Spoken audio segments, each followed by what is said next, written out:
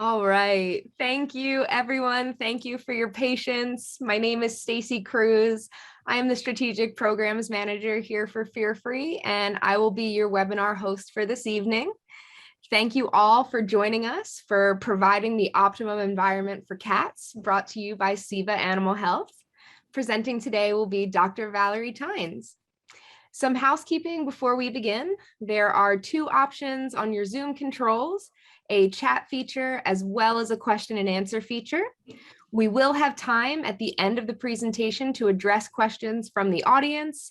So if you have a question that you want Dr. Tynes to answer, please use the Q&A box so I can keep track of the questions and don't lose it in the open audience chat. Tonight's speaker, Dr. Tynes, has been a diplomat of the American College of Veterinary Behaviorists since 2003 and is also a board certified in animal welfare. Her special interests are the behavior and welfare of pet pigs, exotic pets, and zoo animals. Dr. Tynes is an elite fear-free certified professional and a frequent subject matter expert speaker for Fear-Free. We are so excited to have you with us here today. So on that note, I'll pass it over to you. We can go ahead and get started. Fantastic. Thank you. And welcome, everyone. It is exciting to see so many people here interested in learning more about feline behavior and how we can provide them a better environment. So, and I love talking about cats, so I'm always excited to be able to do that. So by way of introduction, what we're going to talk about tonight quickly is the normal social behavior of the cat, and particularly why it leads to inner cat conflict and stress. Then I want to introduce you to a concept that I found very interesting to apply to domestic animals, and that is what we call the 5 opportunities. And finally, introduce you to a new Femway product, Formulae Optimum, that I hope will also help your clients, other pet owners, take better care of their cat, give them better, more emotionally healthy environments, if you will. So to begin with, sort of tongue-in-cheek, I like to say, who is the domestic cat? What is this creature that we welcome into our homes and is growing, the number of cats in this country growing so dramatically all the time? Well, this picture represents who that cat is to some degree. This is the cat's direct ancestor, or the animal believed to be the cat's direct ancestor, Felis sylvestris libicus, the African wild cat. And what's interesting about this cat is that it is a solitary hunter, predator, of course, preferably nocturnal, and primarily desert dwelling. In case you ever wonder why cats aren't good water drinkers, I often remind people of the fact, well, they originate in the desert. But what's interesting about the cat is even though they've been domesticated for going on 10,000 years, this was almost an accidental domestication. The cat began hanging around human settlements probably around the time that humans began farming and storing food. So this became a mutually beneficial relationship because they took care of the rodents that might get into the stored food, right? And this relationship did not require any really modification of the cat's natural behavior or its natural phenotype. So unlike dogs, it's only been in the last 100 years that we have began breeding cats for unique, mostly unique phenotypic features, right? We've changed their appearance, but their basic behavior has been hardly modified at all. What you see is very much the behavior of this ancestor with just some very minor modifications because no major modifications were really needed. Just as an example, one of the things that's unique about the cat is their social structure. It's simply different from most of the other domestic animals we're used to. In fact, while the cat is not this asocial animal that we used to think of it as, it's quite capable of living in a group and living in high numbers, as you see here. But what we always have to remember is that the numbers of cats in a group is very dependent on the resources available. If the resources are not quite adequate, really abundant, then you will often not find cats living together or closely, or if they do live together closely, they will not do so without a great deal of stress. And the other aspect of this social structure that is relatively unique is the fact that they have matrilineal social structures. So as opposed to many other species that are more patrilineal, or the pack-oriented social structure that dogs may have, the cats, when they live together in groups, these groups are almost always made up of related females. So mothers, sisters, aunts, female cousins, they may all live together and will continue to stay together in a group, again, as long as there are abundant resources. But when they have offspring, such as you see here, those babies, as they mature, if they are males, they are usually going to immigrate when mature to other areas. They're going to have to go basically incorporate themselves into another group. They will not stay in that group. And females mostly stay with their matrilineal groups. So these related females live together relatively peacefully. One way they're similar to the dog is their communications will be very subtle, usually using a variety of visual cues. And they also communicate a lot by chemical communication, so by olfaction and pheromone communication. But a lot of their immediate interactions between the cats are going to be done via these visual cues, oftentimes cues that are very, very subtle and easy for people to overlook. But the reason you see all this visual communication is it allows them to not have to use overt aggression to communicate. So within the group, there is not a lot of aggression, and it would be very, very helpful, I believe, for you to completely remove the term alpha, for example, from your terminology, basically, when talking about cats, because they don't necessarily form hierarchies like that. Or when you see aggression, it's usually not about hierarchies. When you see aggression in groups of cats, it is usually because they've encountered a stranger. So the appearance of a stranger to a cat means this is somebody that needs to go away. You're not related to me. I don't know you. You're in my territory. Go away. And that's when they will often use very overt aggression to drive others away.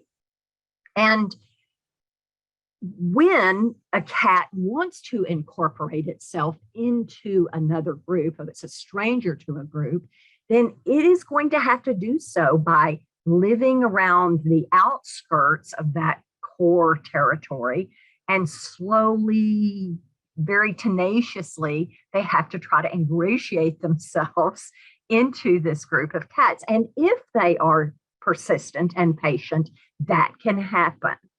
But it doesn't happen readily. It doesn't happen quickly. So with all of that information, which I know is somewhat in a nutshell, but and thrown at you, ask yourself, how does this compare to the way that we keep cats in our home? What we do is just simply not very natural, because very rarely do people just get two young kittens that are either siblings or already, familiar with each other and allow them to grow up and live together. No, we have a cat and then we decide we want another cat, or another cat wanders up and we bring it in the house, or you have two cats and maybe one dies for some reason and then you go out and get another one.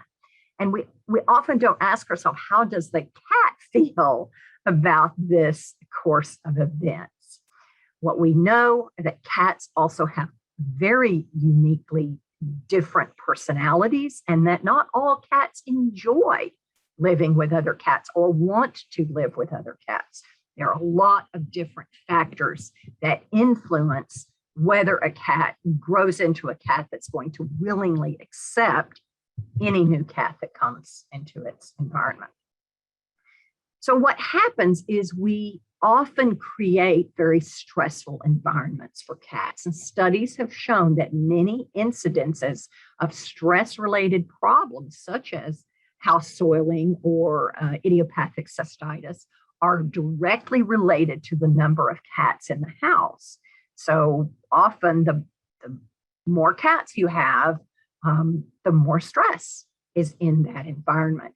And again, that is costly because we now know that many medical conditions are a result of stress or chronic unrelenting frustration or conflict.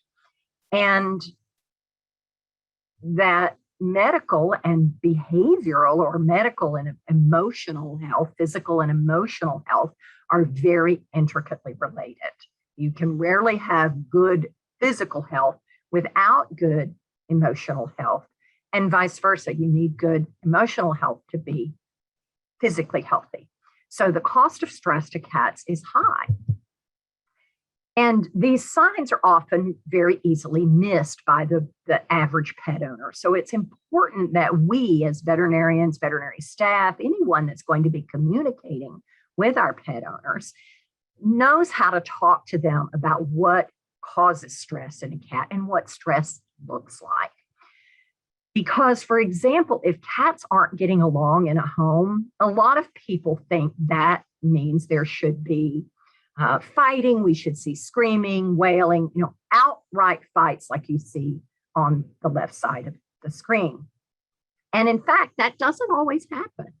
In many cases, the conflict that is occurring between cats is missed because it is comprised of staring, blocking of access, minor, maybe hisses as somebody walks by. But remember that a cat that is being aggressive, if you will, to another cat can merely stare at that cat and result in that cat walking away. And that is conflict, and conflict is stressful. So when I talk to clients and they tell me, oh, yes, I have this cat and it never leaves the second floor, or this cat, it always, it comes out and eats, but then it goes and stays under the bed, that is a sign of stress. That is not a normal nor acceptable environment really for a cat to be living in, and it will contribute to illness and poor welfare for that individual. So one of the things that I believe is very useful for you to be aware of is that what happens within groups of cats normally is that they have what we call preferred associates. This has been well documented in groups of cats that live together on farms or groups of feral cats. You will see some cats spending more time together than would be expected by chance.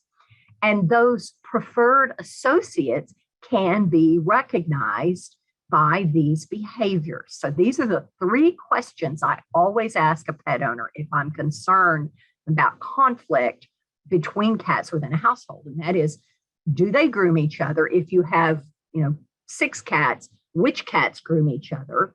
Do they also rub against each other? Who rubs against who? Like when greeting, do they, bump heads and rub down the side of the other cat? And do they sleep touching?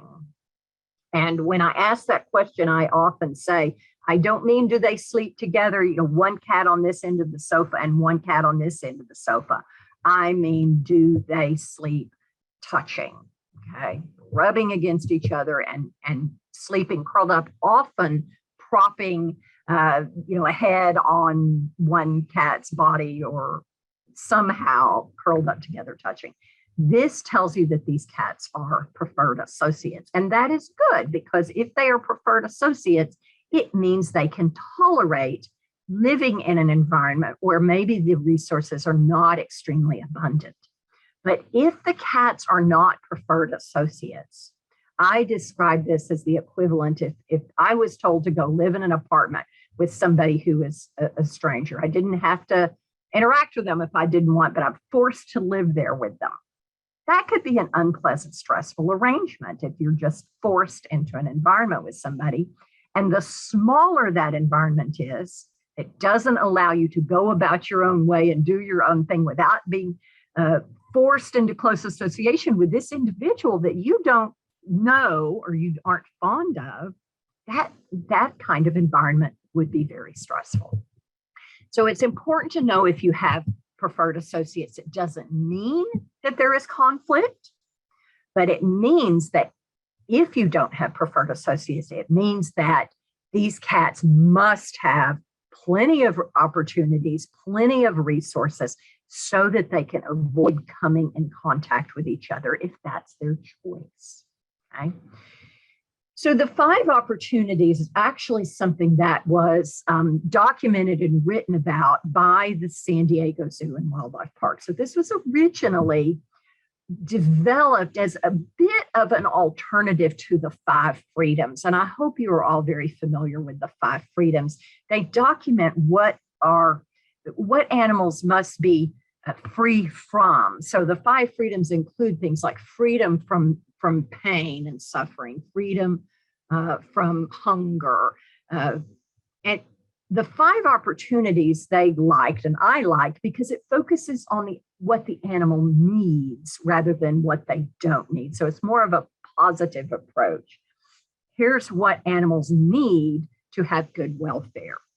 And they are described here, as you see, these 5 opportunities, and I'll touch on each one of them one at a time as they might apply to an animal like the domestic cat.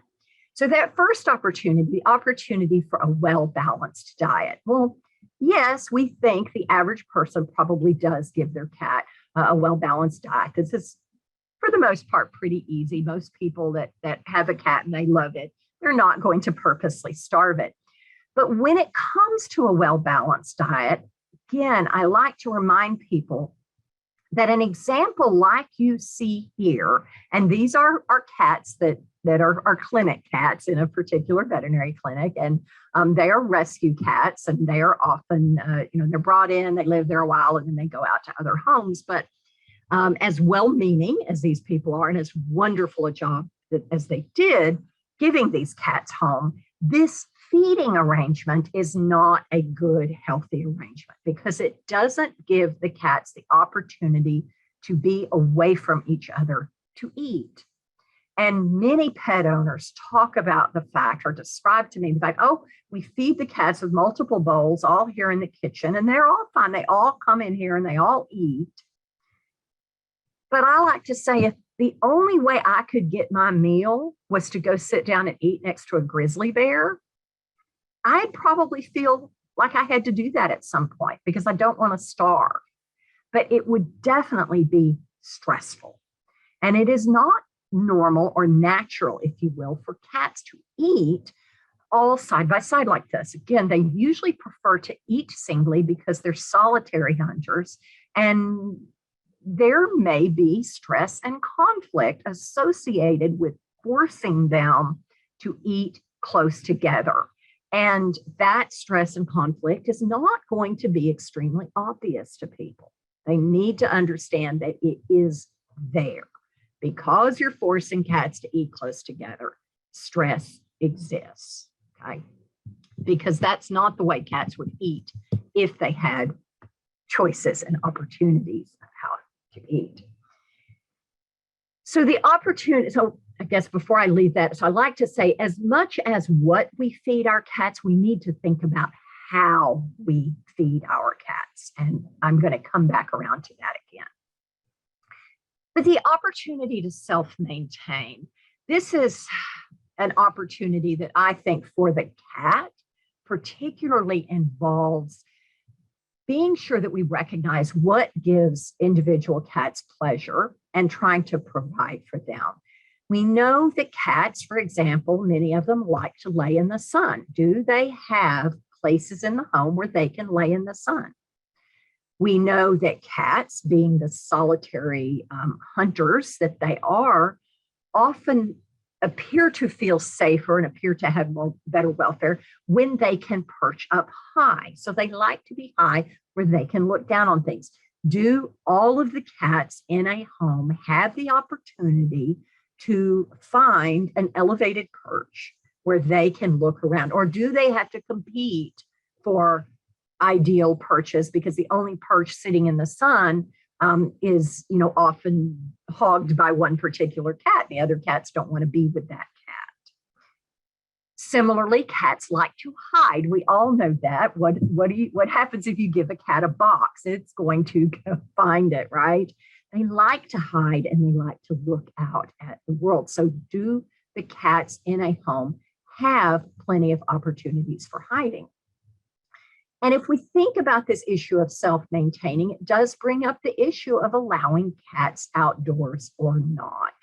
And I myself live in an environment where I would never allow a cat to roam free outdoors. I hate that. I'm sorry, but that's the way it is. Where I live, they would readily be killed by something. We have coyotes and bobcats and snakes and a lot of dangers where I live. So I know I would not let a cat roam loose. So I'm not saying that's necessarily an alternative, although for some people it is. But what should be taken into account is, can you give a cat safe outdoor opportunities? So again, a cat flap where it can go out into an enclosed yard, or a yard where it is somehow confined and it can't get out, and ideally other predators can't get in. So I like people to at least think about that. Again, keeping a cat indoors may be critical to some in some places, but giving them opportunities to choose to get outside we are finding out are likely to be very, very important for cat health and welfare. The other opportunity, the fourth opportunity, is that opportunity for optimal health.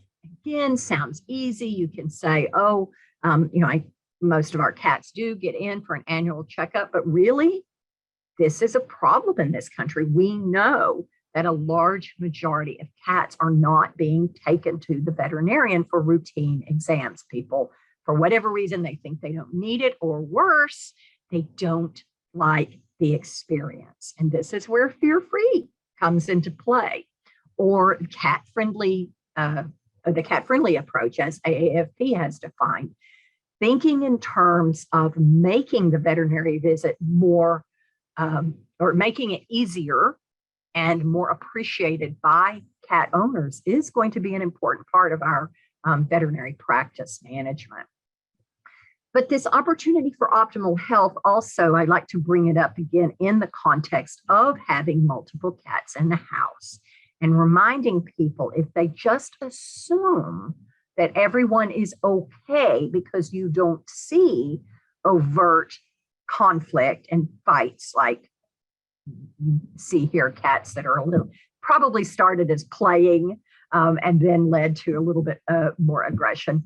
But if this type of aggression is going on, or even if subtle conflict is going on, it affects their health. And again, that's the reminder, because why? Physical health and emotional health are equally important. And emotional health cannot exist if you live in a climate of unremitting stress. So stress that you cannot escape from because you're forced to live with a lot of other cats that are not your relatives and not your friends.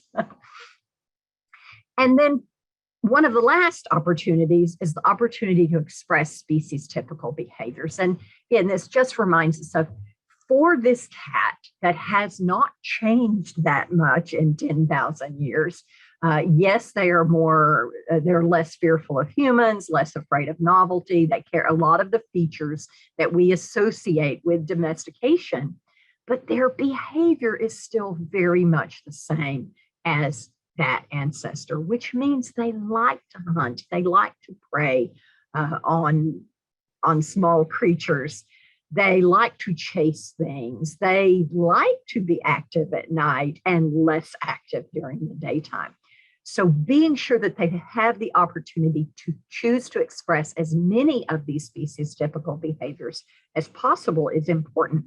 And I don't mean that we all need to go out and buy mice and release them in our house for our cats to chase. That would not be good welfare for the mice either. But that there are so many wonderful opportunities now for feeding cats in what we call food puzzles or feeding devices that we really need to be talking about this more often with our clients. Clients need to be aware that feeding cats out of food dispensing puzzles or other devices should be the norm. Feeding them out of bowls should be the rare exception. Cats really don't need to be fed out of bowls. We are missing a very important opportunity where they could be expressing species typical behaviors if we would just allow them. And all you have to do is go online and Google cat food puzzles, and you will be amazed at the enormous amount of variety available there. And you don't even have to buy things. You can do this with homemade boxes or butter tubs with holes cut in them that you can put kibble in and allow the cat to knock it around and acquire their food that way. Any way that you can allow cats to work to acquire their food is going to be helpful to them from an emotional point of view, if you will. And finally, the fifth opportunity, and absolutely not the least important, probably in my opinion, one of the most important ones, is that opportunity for choice and control in their life.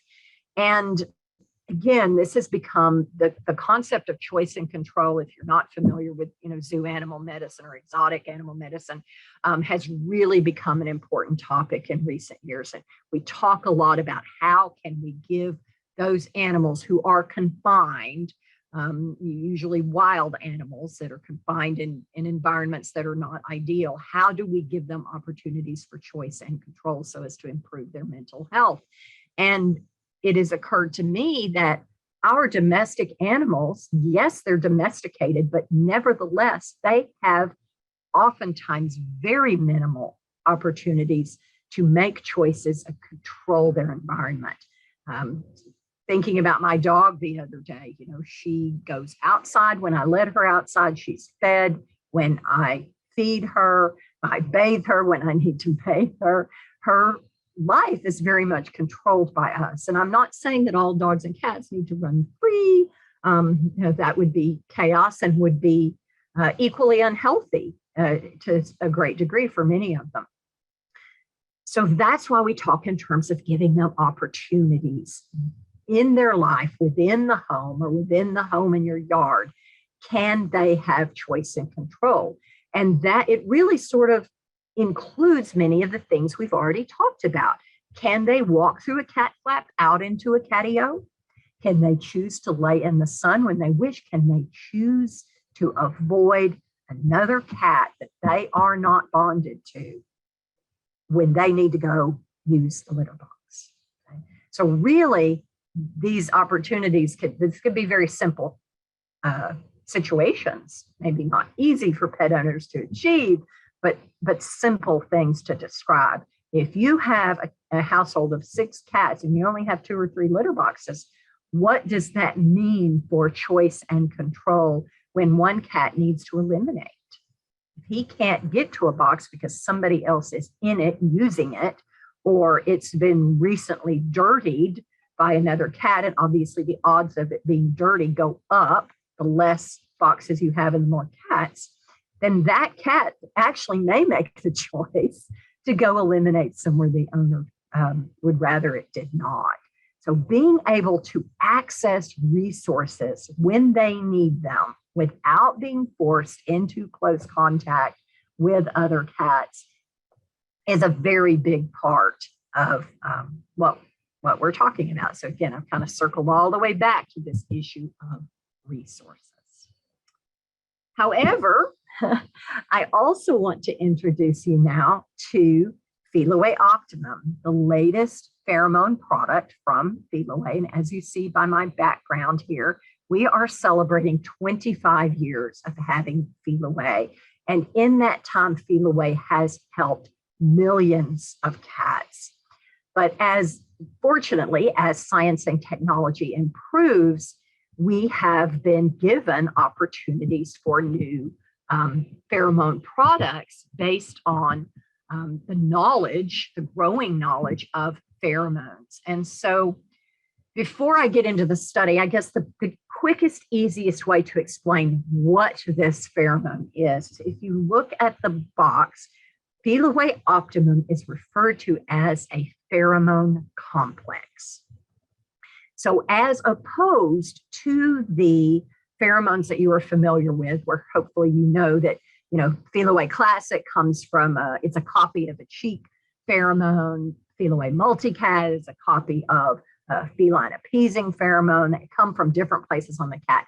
Femway Optimum is a pheromone complex. So it is essentially a man-made pheromone. It was made because over the last 25 years, the different components of different pheromones in the cat have been heavily studied, and technology has basically allowed us to create a pheromone that, using computer modeling, they were able to create based on its ability to fit into one of the vomeronasal receptors of the cat.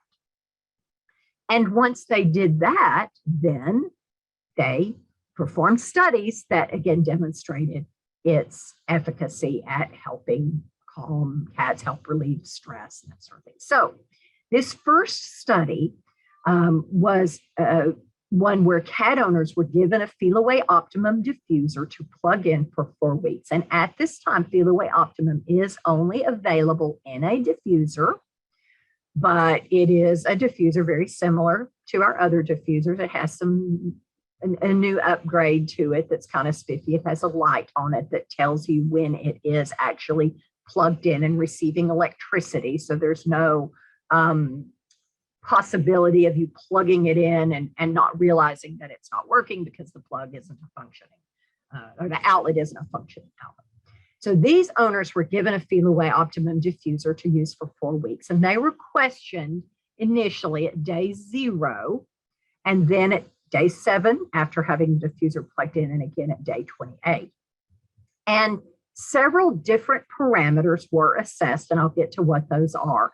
But owners were essentially given these scales and asked to tell us what the intensity and frequency of stress-related signs were in their cat. Intensity via this visual analog scale, and frequency via a 7-point scale, basically, where 1 was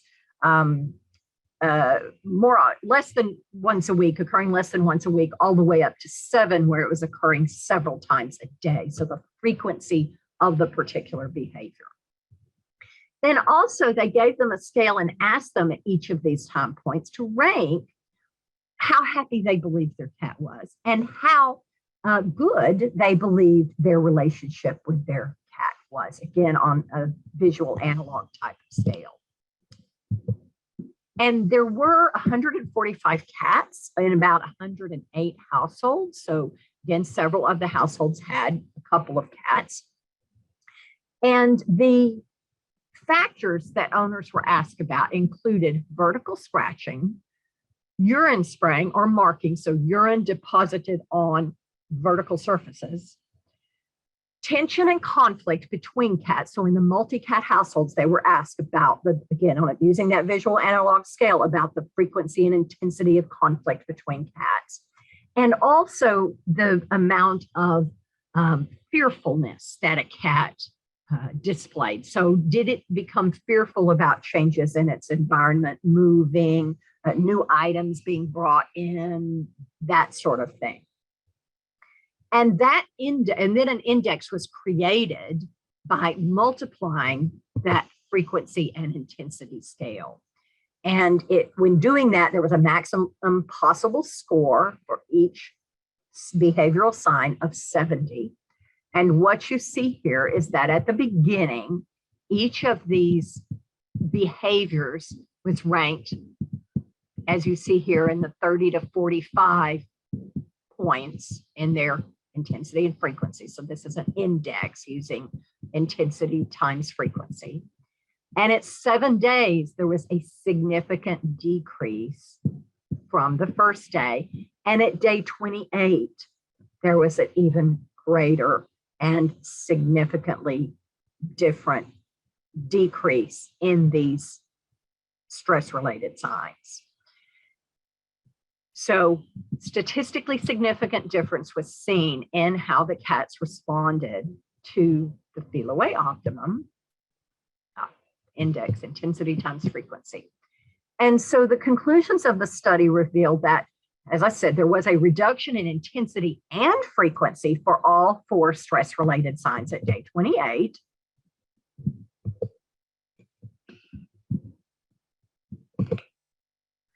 There was reduction in intensity alone of stress-related signs at day 28, such that urine spraying was decreased by 77% in the cats that were urine spraying at the beginning.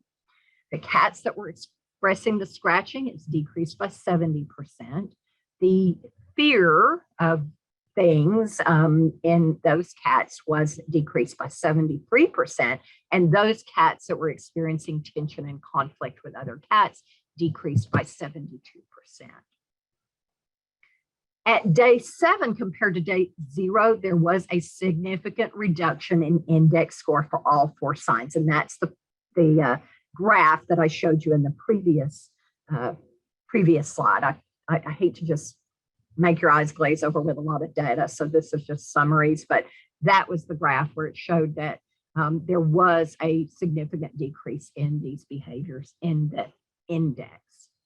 And what is also, I think, important to note is that the improvement continued over time.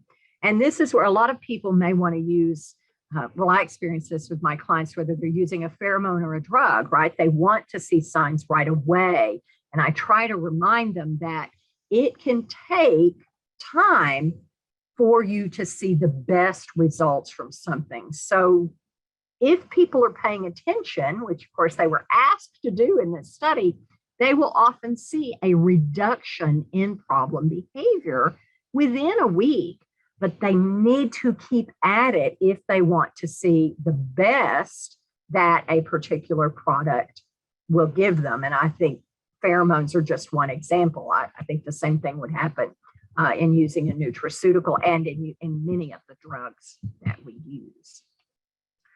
But again, to sum it up, what we want people to understand is that Formulae Optimum has been shown to significantly help with the issues, these common issues that pet owners report of urine spraying, which again, we know is related to stress in many situations, scratching, conflict between cats, and hiding or fear-related behaviors.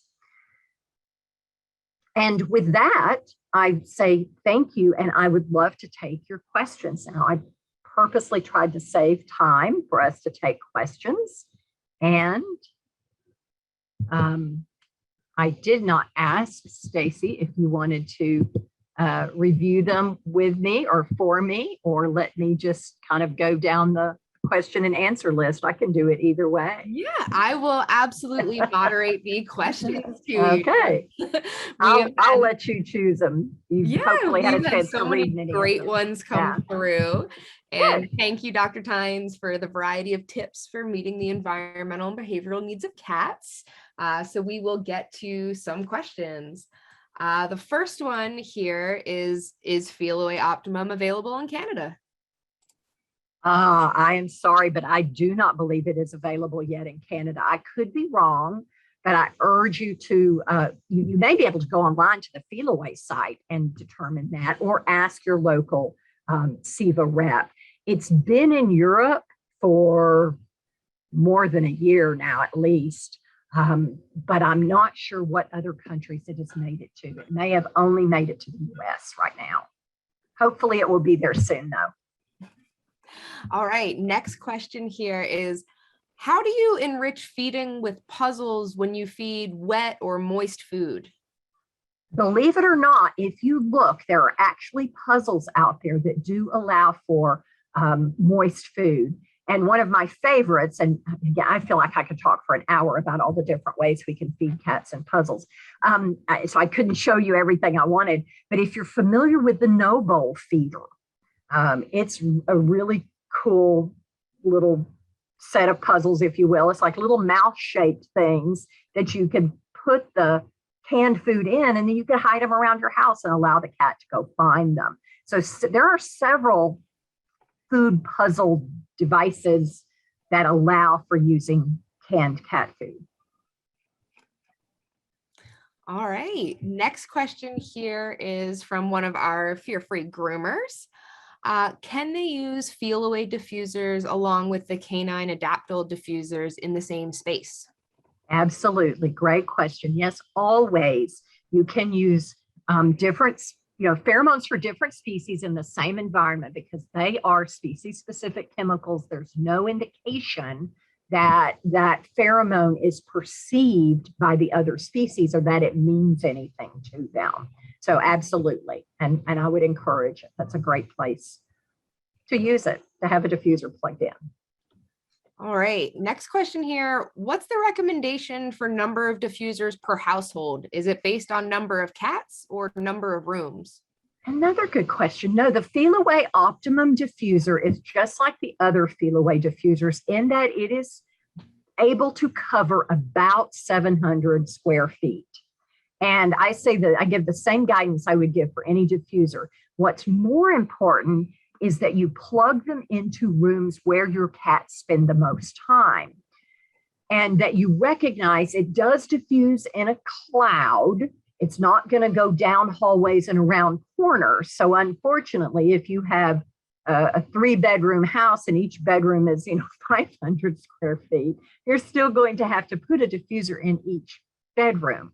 But I remind people to pay attention to where your cats and dogs spend time. If you're using an adaptable diffuser, put it in the place where they spend the most time. You don't necessarily have to have one in every room if your cats aren't spending much time in some of those rooms. All right, and next one here, if a cat's living in a home without any other animals, could they potentially be happier in a multi-cat environment? That is a really hard judgment call to make. Again, every cat is different. And some have that personality where I think they would enjoy living with other cats. But my personal opinion, and I have to admit there's probably not a whole lot of data behind this, but based on what we do know about cat behavior, if you have a cat that's never lived with other cats, and especially if it's an adult and it's never lived with other cats, my opinion, the likelihood of there being stress and a problem when you try to introduce another cat is greater than the likelihood of that cat suffering for a lack of a companion. I hope that makes sense. If that cat's lived with another cat for much of its life and then that cat dies, there's the possibility that that cat would prefer a companion. But I really want to know what kind of relationship it had with that other cat and how it acts now that that cat is gone. It really depends on the individual. Cats, just like humans, all individual. Yes, exactly. And again, I think you could, if you made an effort, I think it would almost be easier to entertain and enrich a single cat's life than trying to enrich multiple cats' lives, because that's a problem I have a lot of people tell me about is, well, I have all these cats and some of them are eating different foods. And if I just leave food puzzles out, won't somebody eat too much? I mean, there's always all these excuses for why they can't feed in food puzzles. Whereas if you had one cat, you wouldn't have to worry about that so much. All right, next question about Formulae Optimum. How long is it until owners will notice a difference? And if they're not noticing a difference, how long do you wait before trying, another, behavioral modification tool? Right. Well, first of all, I would remind people that it is very rare in behavior. And of course, maybe as a veterinary behaviorist, I see the worst cases, but it's very rare that any single tool solves a problem. For example, you could plug Formulae Optimum into every room in a house, but if it's a 1,000 square foot apartment or 1,500 square foot apartment, and you have 6 cats living in it, and you don't also look at improving access to resources, then I'm not going to suggest that Formulae Optimum will do a whole lot of anything.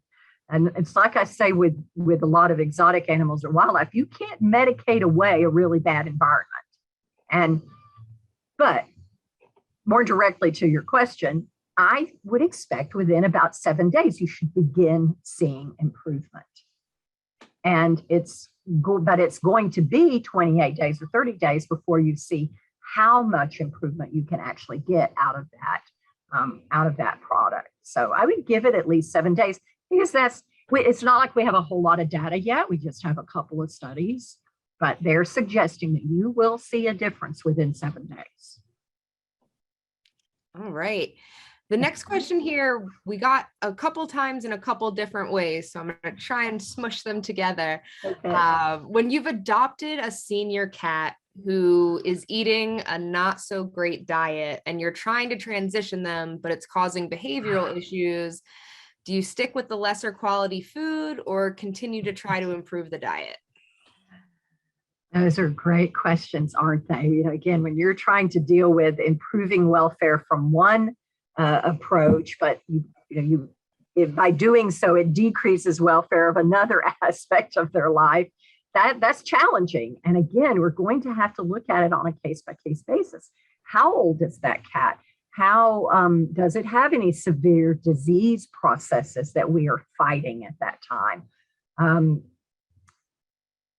What other factors would you take into account? Again, what are we talking about? The difference in a good quality or a bad quality diet? Again, there's grades. Like, I know that many canned diets are better for cats than dry diets, but I also think there's a difference between one dry diet, a really cheap generic dry diet, and a high quality dry diet by one of the companies that manufacture specific kidney diets and intestinal diets and that sort of thing. So you're going to have to evaluate that case. Obviously, we cannot let the cat go without food.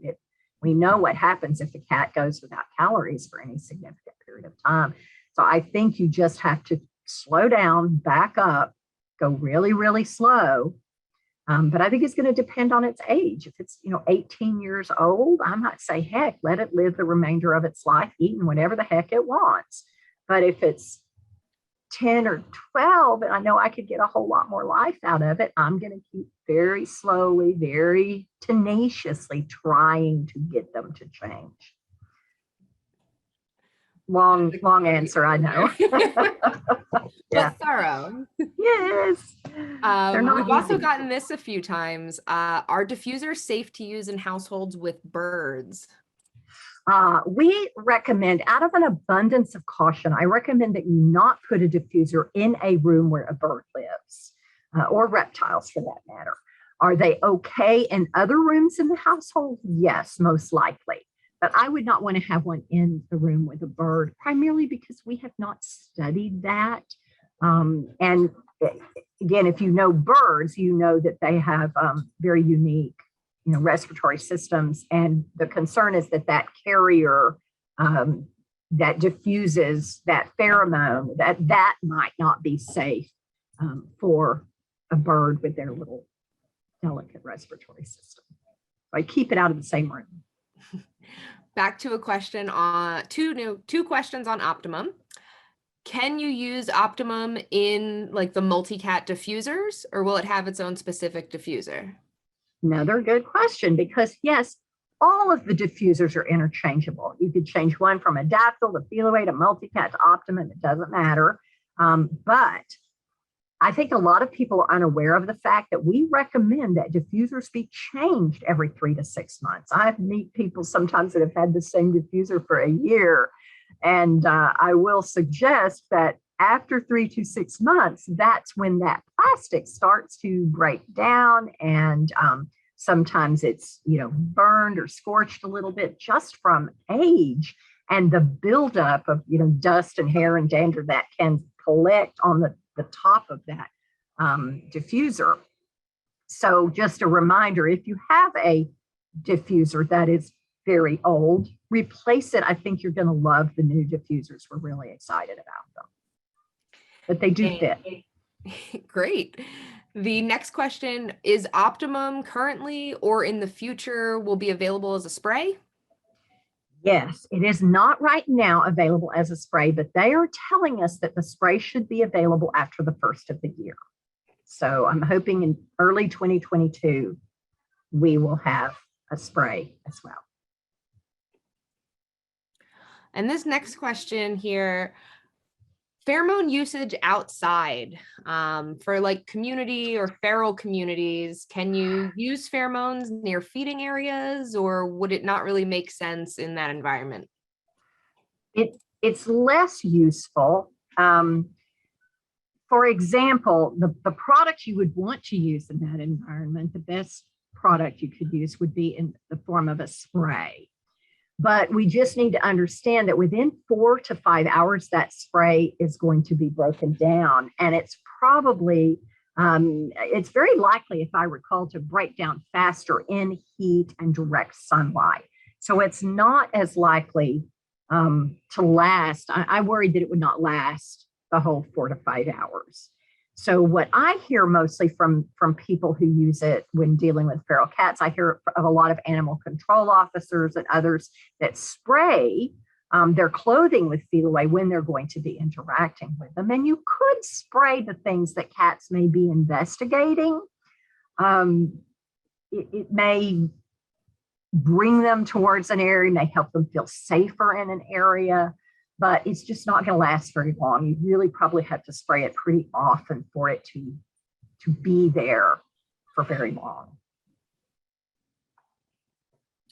Great answer. We'll take a couple more questions here. The next one is, what about the sick kitties who stay in the hospital? Where can we position diffusers so that they're going to be best for those hospitalized patients? Right. If you have outlets that you can place directly across from a bank of cages, I think those are probably going to be most effective at getting to cats. But I will tell you, based on all of the clinics that I visit, I know that's unlikely. That's not very common. I think the best thing people can do is spray Femway. For now, Femway Classic, ultimately, hopefully Femway Optimum, but spray it on bedding. So like every time you go in there to, spot clean, if you can, I would say spray a new bedding and put it in there. Remember, the spray is alcohol based. You want to be careful about spraying something and sticking it right in front of the cat. There are a lot of cats I wouldn't want to spray. I wouldn't want to spray the pheromone while the cat is laying there on the blanket, if that makes sense. I would want to spray a blanket, let the alcohol dry, and then put it in there with the cat. You could spray a stuffed toy or something like that, anything that you could put in there with the cat. And really all you have to do is do it a couple of times a day. And you probably will be helping that cat. We have at least one study that demonstrates using the Femway that way helped cats begin grooming more quickly, which we know suggests that they're more relaxed, right, and at home, comfortable if they're grooming, and to eat more quickly and to eat better if Femway is sprayed in their cage. You just don't want to do it with the cat in there. Great answer to that. So important to remember that alcohol base there. Yes. Do you find that there is a difference in the effect of pheromones on male cats versus female cats? Oh, fascinating question. There's not evidence to that. So nobody has looked at that I know of. It would be really interesting to look at that, but I don't believe that we have any evidence one way or the other. The only thing we've learned that really affects pheromone perception is there was a study that demonstrated chronic upper respiratory disease that caused, inflammation in this area seemed to possibly affect pheromone perception. So that was kind of an interesting way to look at it. It may be the vomeronasal organ, if it's diseased or inflamed chronically, that it may not perceive the pheromones as well as a normal, healthy vomeronasal organ.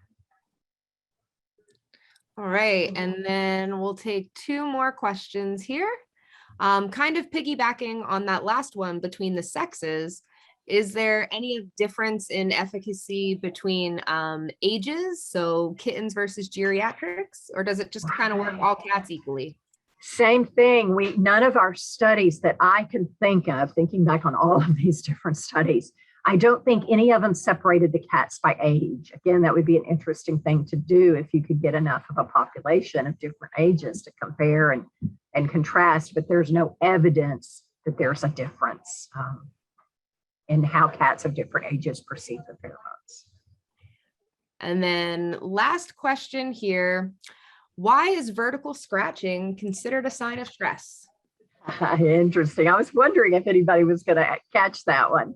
I think it's an interesting thing that they chose to study when they designed that particular study. There is some evidence that cats scratch more when they are excited or stressed. Cats will run and scratch and those of you that have had cats have probably seen this in play, because they're aroused for whatever reason, they may run and scratch more. So it is really I believe, an as yet untested hypothesis that scratching is a stress-related sign. I think it can be, but not all scratching is stress-related, if that makes sense. So there are people out there that suggest that vertical scratching and horizontal scratching is different. One is more likely to be stress related than the other. One is, or one is more likely to be normal grooming and the other more likely to be territorial. But those are all hypotheses that really have not been tested or proven yet. Thank you so much, Dr. Tynes. All of the comments in the chat are so positive. Very, very thankful for all of the information about cats. So I want to thank you again for being with us tonight, and thank you to Ceva for making our presentation possible this evening. As a thank you to everyone who joined the webinar, Ceva is offering discounts on registration and renewal for the Fear-Free Veterinary Certification Program, and those codes are on the screen. This presentation is being recorded and will be available on fearfreepets.com within 1 to 2 weeks. And if you have any questions regarding tonight's presentation, you can reach us at wags@fearfreepets.com. So I hope everybody enjoyed our presentation tonight. Thank you all for joining us, and I hope you have a great evening.